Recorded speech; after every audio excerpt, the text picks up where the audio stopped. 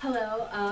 First off, I would like to thank everybody for being here tonight. It really means a lot to me that you all decided to come and hear about what I have to say. How it all started, it's kind of funny actually. I'm a member of Manasquan High School's history club, and every month I need to fill out a certain amount of hours in order to be in the club. It was last year, I was a sophomore, and it's usually how I filled up these hours was either watching a bunch of documentaries, maybe reading an autobiography, but you know, it's December. I didn't want to do anything. But Mr. Fagan mentioned that there was a speaker coming in to talk about the history of Manasquan after school one of the days. So I figured, what the heck? Might as well come in and give it a try. So Mr. Fox was there. He was going to be our speaker for the day. And there are certain events in people's lives where everything changes for the better, even if you don't really expect them to. Mr. Fox taught me a lot that day about having passion in what I do, and without it, what is there really to do? At the end of his speech, he offered to have all the people at the speech come together to make one big book about the history of Manasquan. 15 kids originally volunteered for this project, but I'm the only one left. Good for you, Mo. It's kind of funny though, I actually never intended to do the Native Americans. When originally offered, I wanted to do something else, but it just happened that somebody else got to it before I could, and when Native Americans came up, no one really wanted to do them. So I volunteered to do them. I figured, why not? Must be interesting enough, right? Well, it was more than interesting. Do I wish I did the other subject? Not at all. I don't even remember what it was. If you had asked me to prior what Lenni Lenape were or who they were, I would have told you I had absolutely no idea. But they taught me a lot about my own culture, let alone their own culture. Learning in depth about the history of another culture really taught me how to put my own culture into a completely different perspective. I was able to get the other view of things. One of the facts that most affected me during this project had to do with cultural difference. The idea of owning land is fairly common, is it not? It definitely was for the invaders of Lenapehoking, the land inhabited by the Lenni Lenape. Kita-Nutuit was their head god, who I will mention now, but get into detail later. It was by his belief that the land inhabited by the Lenni Lenape was to be shared with everyone. The idea of private property was not a part of the culture. Let's flip it over to Europe now, who was going through its exploration period. European socioeconomics led to the amounts a European owes of land to the wealth of the individual European. So to put it in perspective, Europeans, specifically the Dutch, the first invaders of Lenapehoking, wanted to increase their wealth and therefore began to take up the land. The Lenni Lenape, I will stress again, did not know about the idea of private property. So when it came to the first interactions between the Dutch and the Lenape, a mixture between the language difference and the cultural differences led to Lenape possibly thinking that when they sold their land, they would still have some access over it, that they could go and hunt and fish on the land just like they did before. Unfortunately, seeing as how the Europeans started to push these Lenni Lenape west, this wasn't the case. I know many of you think it's just land, right? Even if they moved west, it really wouldn't matter. Everybody moves all the time. I want to take the attention right now off the Lenni Lenape, not because I can't prove what I mean by talking about them, but I think by using this example will strengthen my arguments overall. Everyone here knows what Mount Rushmore is, right? It's the giant mountain with all the presidents' faces on them. The area it exists on is called the Black Hills and is the sacred lands of the Lakota tribe. They were forced off the land during the 1800s when gold was found in the area, despite a very secure treaty with the United States saying that they own the land. The Lakota people also had previous plights as well, such as the Wounded Knee Massacre, where up to 150 Lakota Indians were killed, and the Wounded Knee Incident, where the Lakota people were forced onto the reservation and had to fight and protest just to get better conditions on this reservation. The Lakota still live in a reservation today, and this reservation is one of the poorest areas in the entire country. I think it's the best example I could use to prove exactly what we did to the Native Americans when we took their land. We put the faces of our prior presidents onto what was the Lakota's most sacred land. It's easier to see through this more extreme example how the Lenni Lenape probably felt when their precious lands were taken, the lands that were given to them by their gods. I want you all to take a moment to soak that in. Remember it when I start going into the Brotherton.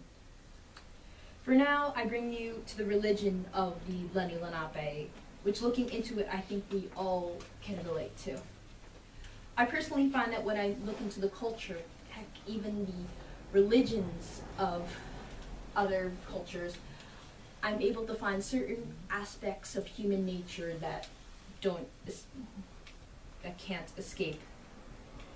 They had their central godly figure, which I mentioned before being Kita Nutuit, meaning great spirit, and is their creator.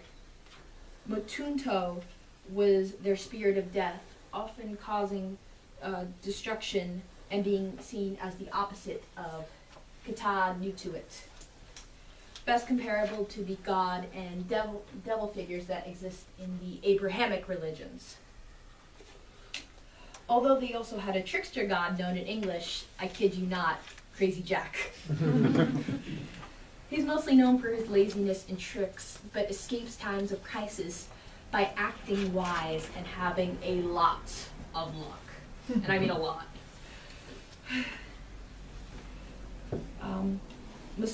Masingwu was also known as the Lenape mask spirit. He was a sacred medicine spirit who came into the dreams of men and is the central figure in many of their religious rituals. These are the main gods and spirits of the Lenni Lenape, to which they are highly respected and have many stories about them. What I find to be absolutely fascinating, though, are the creatures of Lenape lore. They had underwater panthers. Panthers that would drown people. That's not even the coolest part, though. These panthers were a mixture of a panther and a dragon. They also had beings called Mixaxcook, which were underwater horned serpents that ate people. The Pithakuyok were thunder beings, best described as birds that were the causes of thunder and lightning. They would sometimes kill people with their powers. But good news, if you were being potentially killed by a horned serpent, these thunder beings would come in and save you just because they hated the horned serpents so much. I don't know about you, but hearing all this, it makes me think that in Lenape lore, nature is trying to kill them. Other mythical beings existed, like the Wema Tigunis, that can be best described as dwarves. Mahue, which was, you guessed it, a man-eating giant. And the Yakwahe, which was a giant hairless bear monster. Really though, can you imagine a fight between a horned serpent and a thunder being? I see the new position for the new Godzilla movie. Anybody? Honestly though, the Lenape prided themselves with being in tune with the spirits in the world around them and believed that these spirits impacted all parts of their lives. Even the bad and evil spirits had to be put to rest in order to keep the world in balance. The way they interacted with the world around them were through dreams and visions that they had. They received these visions through fasting or purification during their youth. Through these dreams, they were able to connect with their guiding spirit who helped them into becoming better people. These spirits could come in the form of their gods, the spirit of animals, or even the dead. It was very important to the success of the individual Lenape that they have a guiding spirit and often went on journeys to find them anywhere between 12 to 14 years old. In this time, they would not eat or drink and would use Jimson weed in order to help promote these visions. I would just like to point out that Jimson weed has a very high hallucinogenic properties to it, but in high doses could also be potentially fatal. Once they encountered their first vision, they changed their first name to fit the type of vision that they had. So next time you think about how weird a Lenny Lenape's first name is, try to remember that little fact. To be able to have these visions, these people were considered to be the type of leading members in their community. With their visions, they would make up chants and dance songs to perform what they have learned in their annual ceremony. Another important part of their spirituality had to do with areas known as sweat lounges or sweat huts. They were usually built on the sides of hills so that half of the building was underground. What was above ground was covered in dirt and pieces of wood. They would pour water onto hot stones in order to produce heat, which helped them stay in tune with their spirit world, as well as serving as a ceremonial and social center. These sweat lounges or sweat huts are what we would call in modern terms a sauna. When it comes to death, the Lenape believed that a person's soul could survive inside the body for up to 11 days, and so the surviving family members would bring in food as well as keeping the dead company. This time can be more formally known as the Feast of the Dead. It is on the 12th day, though, that the soul leaves the body and descends to the highest heaven, home to Kennetuit, where worry is never known and people are free to lead happy lives. Their love of the world around them brings me back to the fact that they did not believe the idea of owning property or owning the land, because this was the land that was given to them. This is the land they were supposed to share. I want to go now on to the fact that after a short period of time, the Dutch were kicked out of the area by the English. New Amsterdam turned to New York. Unlike the Dutch, who had a harder time having people come onto New Jersey lands, the British had no problem having people come in and just push the Lenni Lenape west. It was said that some of the first settlers of Monmouth County were Richard Stout and John Bound from the Gravesend area in Long Island.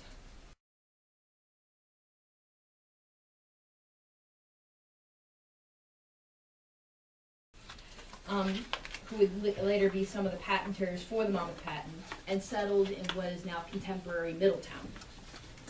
As for the Monmouth patent, it should be noted that many of the men already knew each other from Gravesend and decided to come down following Bound and Stout in order to gain new lands for themselves and their families to live in prosperity. Didn't really seem to matter, though, it wasn't their prosperity to live on.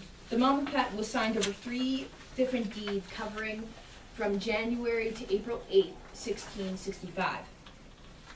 The men who had the land patented to them were William Goulding, Samuel Spicer, Richard Gibbons, Richard Stout, James Grover, John Bound, John Tilton, Nathaniel Sylvester, William Reed, Walter Clark, Nichols Davis, and Obadiah Holmes. They were obliged by the patent that within 3 years they had to have 100 families on the property. This, of course, led to differing families being brought onto the land, which in effect took up a lot of Lenni Lenape land. What was probably most interesting was that 7 out of the 12 patenters for the Monmouth patent did not come to the bought land at all, rather sending their family or children to live upon the land. This really goes to show how it only had to do with money, and that the fact that the Lenni Lenape lived here and they loved this land didn't matter to them at all. I would now like to bring up the controversy that did come up with the Monmouth patent. A year before the patent was established, the land line between the Hudson River and the Delaware River was supposed to be given to a Lord Berkeley and Sir George Carteret. The brother of Sir George Carteret, Philip Carteret, at once hearing about the patent, proclaimed that he was the governor of this land and that the settlers had to take out new patents under his proprietors, who would be landlords, that they had to pay quick rents to.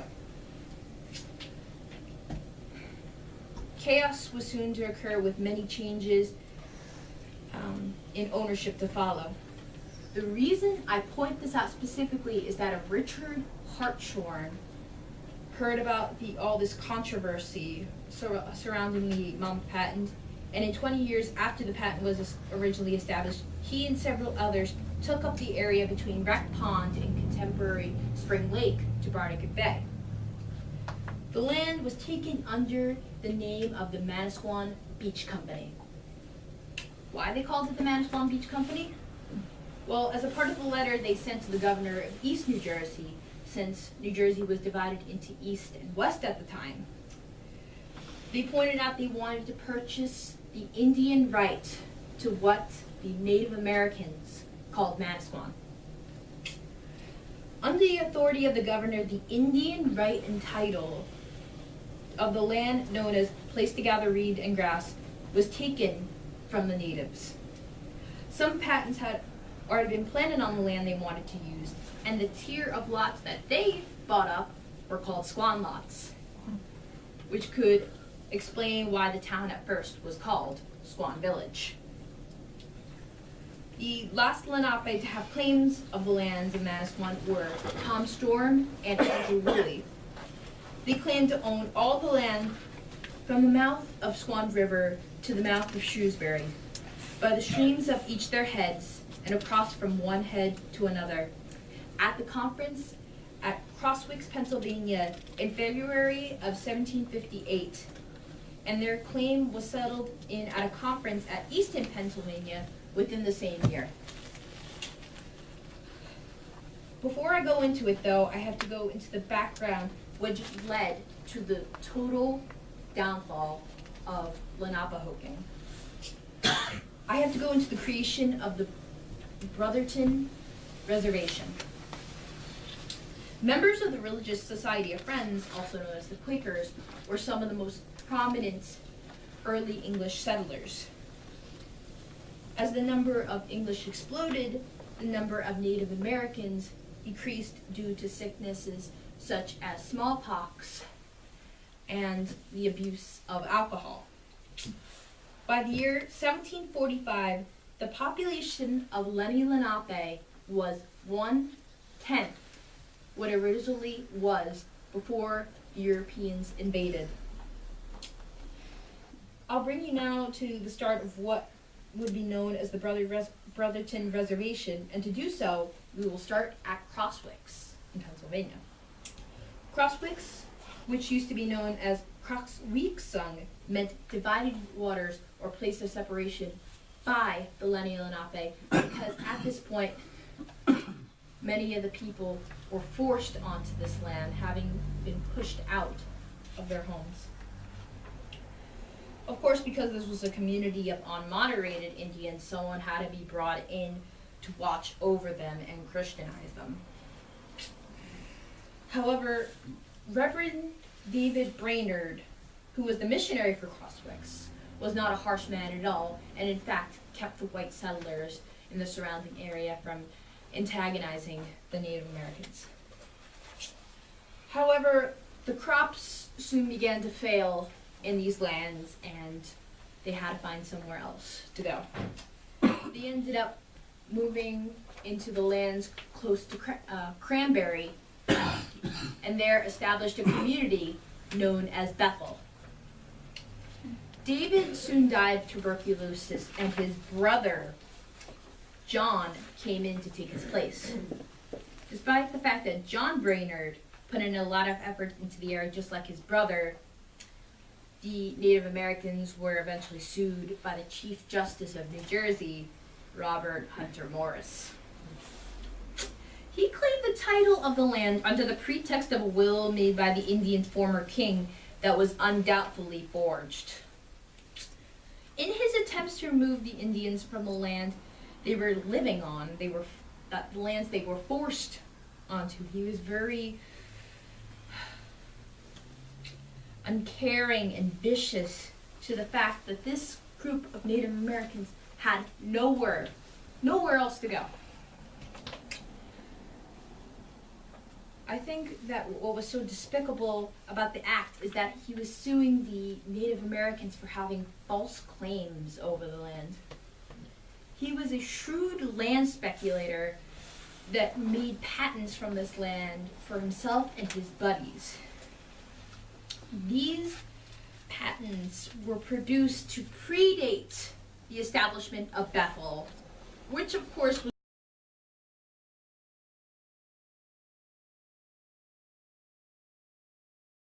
not at all true. He just sued the Native Americans for having false claims over the land, and then produced false claims for himself and his buddies. The Indians were required to leave their homes in 1755, and as much as John Brainerd tried to keep them all together, they ended up just scattering. Some returned to the unfertile lands of Crosswicks, others stayed in the wilderness close to Bethel.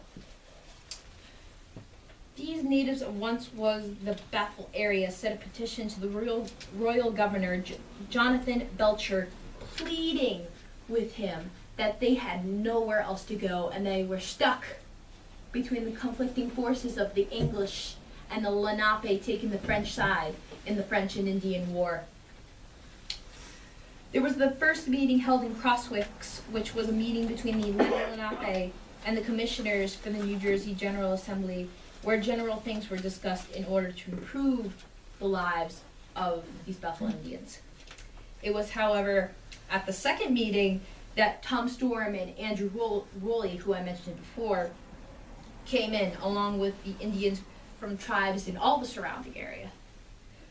This was a meeting about the claims that the Lenape from all parts of northern New Jersey and some parts of New York and Pennsylvania had about settlers on their land. It'd be later at a conference known as Easton that it would be decided that a tract of land would be given to all of the Delaware Indians, also known as the Algonquin Indians, that lived south of the Riverton River. It was then that the Lenape had to give up their rights to all the lands of New Jersey except for the assigned tract of land that the settlers, these invaders, were going to give them. The lands that they were given were known as Edgepollock, meaning place of pure clean water, which existed in what is now contemporary Burlington County. This land will be the first in the newly conquered lands by the Europeans, the first Native American reservation on United States soil. The Brotherton Reservation. The land was described as composing of cedar swamp and a sawmill attached to thousands of acres of poor, uninhabited land that were only good for hunting and fishing because of its proximity to the coast. There were about 200 natives that gathered onto this land, which, like before at Bethel, was being supervised by John Brainerd. Brainerd honestly had high hopes for the reservation. He worked hard on it. He worked with the Native Americans in order to make it work. He helped them set up the grist and sawmills that existed on the land, pushed them to work with the new technology. It worked for a time. The settlers eventually started to call the Brotherton Reservation, nicknaming it as the Indian Mills. It was obviously Brainerd who was helping keep things afloat, though, because when he left the reservation to go die of illness, everything simply went to the dogs. An upstate New York tribe known as the Oneida, a section of the Algonquin or Delaware Nation that was somehow still alive, decided to open up their lands for the failing reservation. In 1801, only fewer than 85 Native Americans out of the 200 that had came into Brotherton left the reservation after the New Jersey Assembly agreed to just sell the reservation and just let the Lenape leave New Jersey.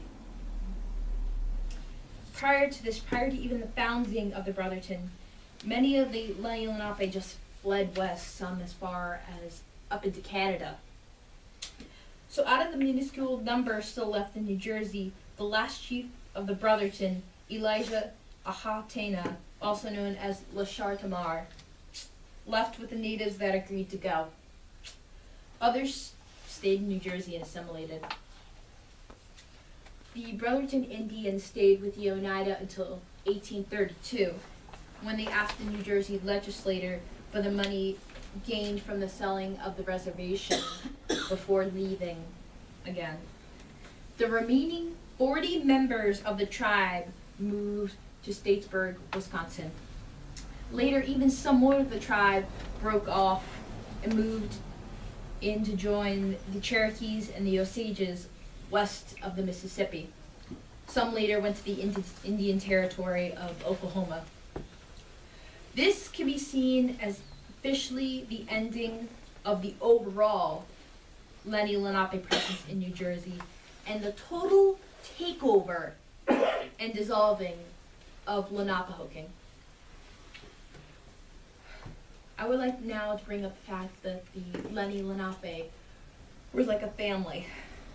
The society existed with both its good and bad parts to it, just like every other society. They were a friendly people that prior to European colonization were only pulled into conflicts by their neighboring nations. The reason that they only joined the French and Indian War had to do with the sad fact that they had to decide who was going to rule them better, the English or the French, and they had to make a decision. They did their best to avoid the unavoidable, tried to solve problems instead of using violence, collaboration instead of fighting. Now, I just want you all to know I love my school. Everything about it, from the staff to the students, everybody there is so nice. But the one thing that I can't stand is having to walk through the hallways and seeing our school mascot wearing the long headdress that only can be associated with a chief of a Sioux Nation tribe.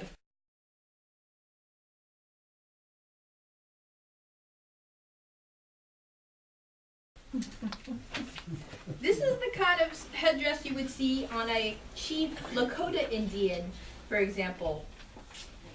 And unless our school mascot is supposed to be a Sioux Indian, which would make no sense, I wonder why nobody bothered to be politically correct when making our school mascot.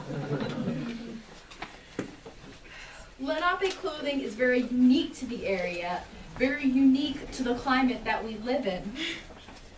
The Lenape women wore knee-length skirts while the Lenape men wore breechcloths or leggings. Due to the hot summer conditions, they never really wore shirts, maybe a deerskin mantle when it got cold.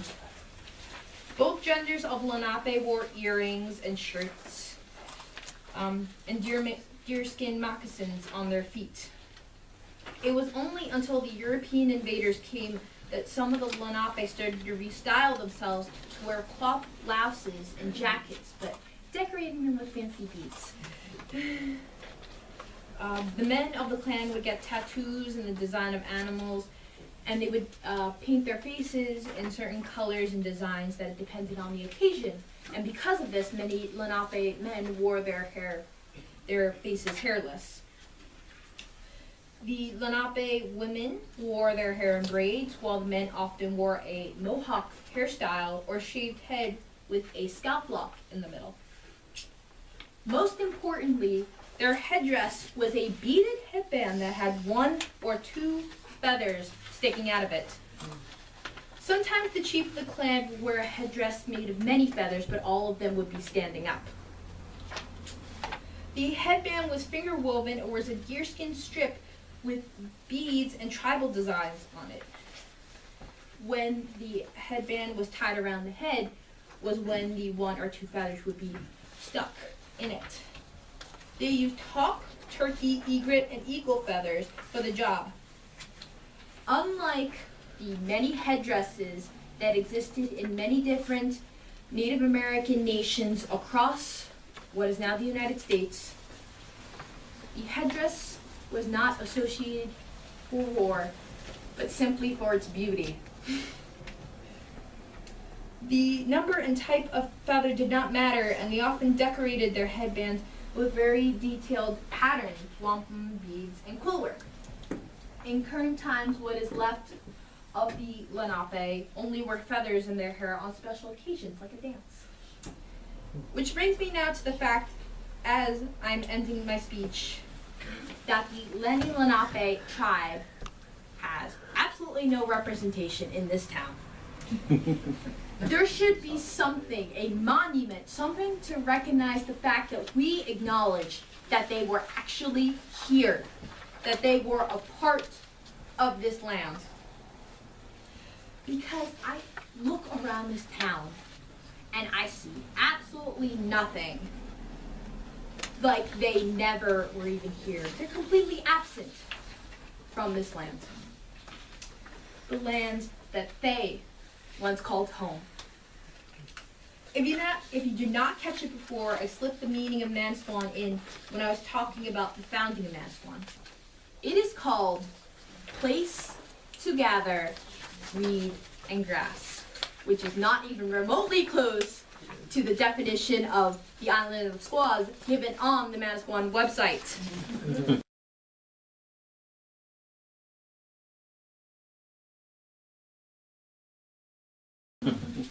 I also found with it 7 other definitions, which definitely tells you that nobody even bothered to find one definite definition. And you know how I found my definition? I asked. All I did was ask. I emailed the Delaware Nation asking, what is the definition of Manasquan? It took them less than a day to get back to me saying, the definition of Manasquan is place to gather reeds and grass. You'll find a lot of what I talked about today had to do with a ending rather than a start. I just really wanted to emphasize today, if anything, how important the Lenape were to this land before it was taken over. Without them being The land you are standing on now, the trees, the ocean, everything about Manasquan belonged to the Lenni Lenape. Not because they owned it, not because this was their private property, but because they loved this land. They were the keepers of this land. They celebrated this land. This was their home. There's nothing left to show about what they did for this land, what they did for Manasquan, because we have allowed it all to just fade away. There has to be something done, just something we can do to acknowledge the fact that they mattered. I'm working on a book now about the Lenni Lenape, which goes into everything I talked about today, as well as other stuff I didn't mention about their Lenape history and culture. I really hope that many of you enjoyed my speech, and I want to thank you all for your attention towards it. Does anybody have any questions? Do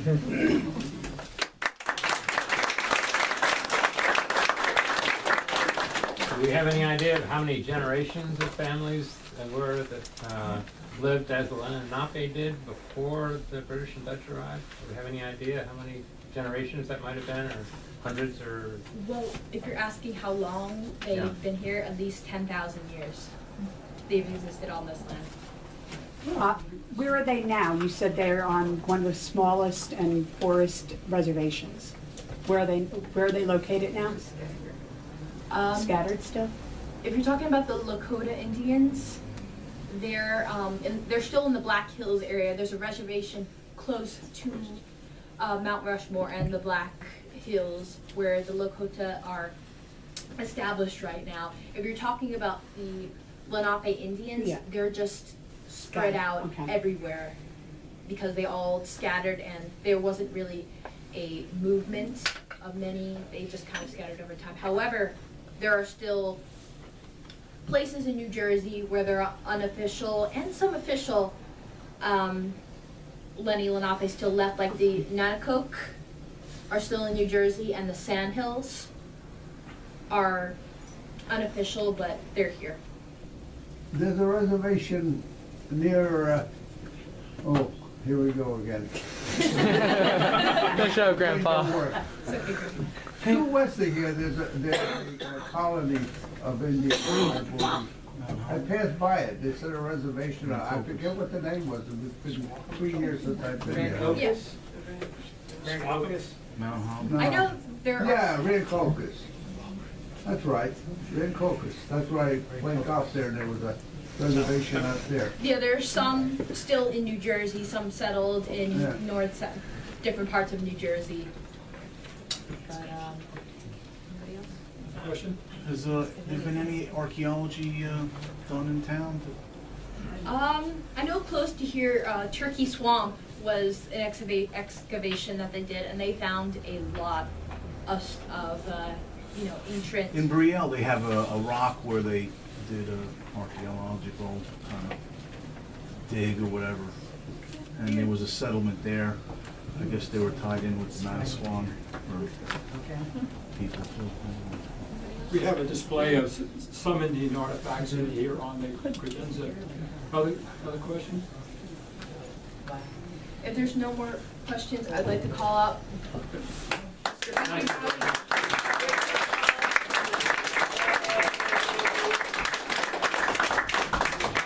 I want to say what a pleasure it was to work with her. Now, she has some family here. I want to introduce her grandmother, Dolores, her grandfather Charles, her mother Sue, her father Mike Jr. in the back, and we have some aunts and uncles. We have Lynn and Donna and Colleen and Glenn.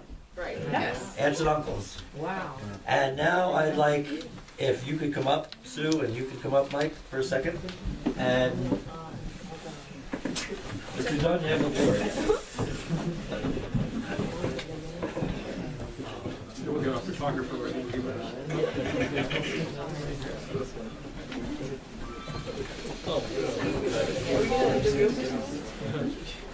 And Molly would like to present you with a letter of thanks and commendation and a year's membership in the Historical Society. Did a wonderful job. Nice job, Molly.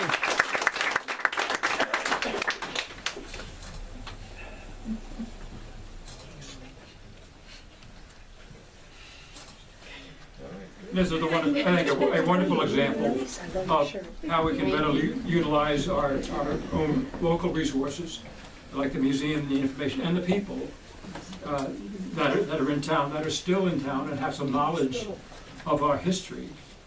And one of the things that we're striving to put a plan together for the Historical Society for the future is how do we capture, both through oral histories and video histories, the knowledge that some of our people have in the community, and not just Manasquan, but in the community is, from Manasquan River up to Belmar, as far as I'm concerned. So if anyone has any ideas or interested in joining us in some of these endeavors, we'd like to see you back. We have some refreshments, and so please join us. Thank you very much. Thank you. 3, 2, 1.